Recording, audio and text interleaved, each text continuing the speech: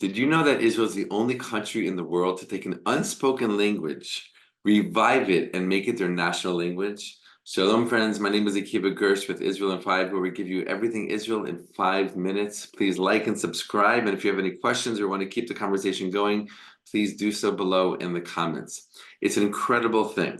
We know that the Jewish people have been around for over 3,000 years, and Hebrew is their original language. It's the language of the Hebrew Bible.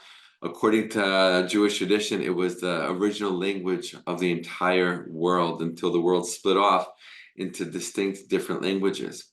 But the Jewish people began speaking Hebrew, and they did that for hundreds and hundreds of years until the first exile under the Babylonians. When the Babylonians exiled the Jewish people and they brought them to the land of Babylonia, very quickly they started to lose their everyday spoken language, and within a couple of generations, they were no longer speaking Hebrew every day to each other. They were speaking Aramaic, and that became the main language of the Jewish people. And then from there, of course, it split off as the exile and the diaspora continued and spread out.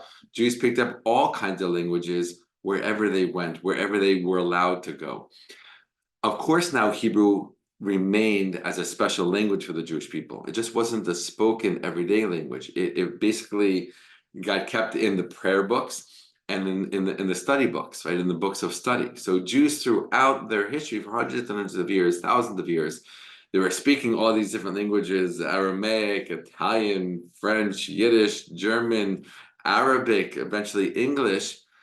But their texts, their holy sacred books were in Hebrew, and in that way they kept it. They allowed it to survive. But again, it wasn't a spoken language. They didn't know how to speak Hebrew. Like, it was something that you prayed in. It was something that you read and learned, and then talked about what you just read from the book in your native everyday tongue. So what happened? How did Hebrew get revived and to the point where now it is a national language where millions of Jews are learning it as their very first language, as their mother tongue? Well, it happened at the beginning of the Zionist movement in the 1880s and 1890s, as Jews slowly started to come back to the land of Israel after centuries of persecution and pogroms and anti-Semitism, and thousands of Jews said, "I had enough. I'm not going to go to another country and wait for them to persecute me or to kick me out. I'll go back to our ancient original homeland and start from there again." So as they did, and a national kind of movement started to grow from that, the Zionist movement, right? So of course the idea was like, well, if we're going to have a state, what's the language going to be? And not everyone agreed that it would be Hebrew, because how are you going to take a language that hasn't been spoken in literally thousands of years? Before Zionism, the last time Hebrew was spoken on an everyday today level was over 2,500 years before that. Right? That's a miracle to revive such a language and bring it back to a people that haven't known it as their mother tongue. But that was the idea of some, including one man, Eliezer Ben-Yehuda, who really kind of took the charge, and eventually he put out the first modern Hebrew dictionary, many, many volumes to it. And he created basically the basis of what would be the revived Hebrew language in the modern day time. Now, how do you do that? Where do you get the words from? Well, the best place to go at first was the Hebrew Bible, right? Lots of words, all in Hebrew, right? Avatiach, watermelon, all kinds of other things, grammar, all kinds of everyday words. After that, going to the Talmud, which, while it's mostly written in Aramaic, it has a lot of Hebrew words in it as well. So all these words coming from our text and our holy books, right? But it wasn't enough. It wasn't enough, because there are all kinds of modern day terms, that we had that didn't get reflected in an ancient language.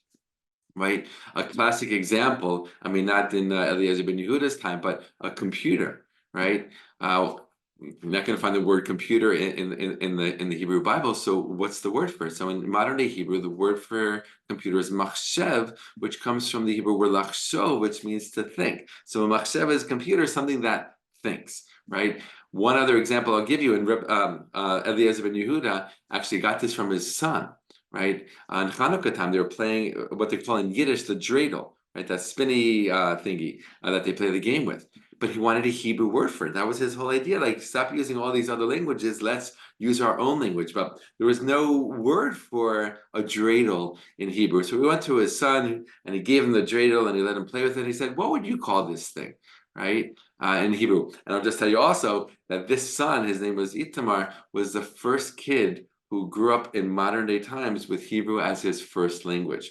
Eliezer Ben-Yehuda and his wife only spoke to him in Hebrew, even though they knew other languages, so that their child would be pure and only be a Hebrew speaker. Well, anyway, their son Itamar called it a sivivon, from the Hebrew word lisovev, which means to spin. Right, so this is the way Eliezer Ben-Yehuda and others start getting the ball rolling, and they're speaking to each other in Hebrew. And eventually, of course, the next generation is born, and all they know is Hebrew. And they're going to be this first generation of Jews in the modern day times that is going to grow up speaking Hebrew as their sfat em, as their mother tongue, as their first native language. And of course, that spreads and that becomes an essential piece of the Zionist movement, that we're here to come back to our land, reconnect to our roots, our history, and yes, revive our ancient Hebrew language. Take it out of the prayer books, take it out of the study books, keep it in there, of course, the prayer to study, but to add it back into our everyday language, right? So that we can really return to our roots. And that's exactly what happened.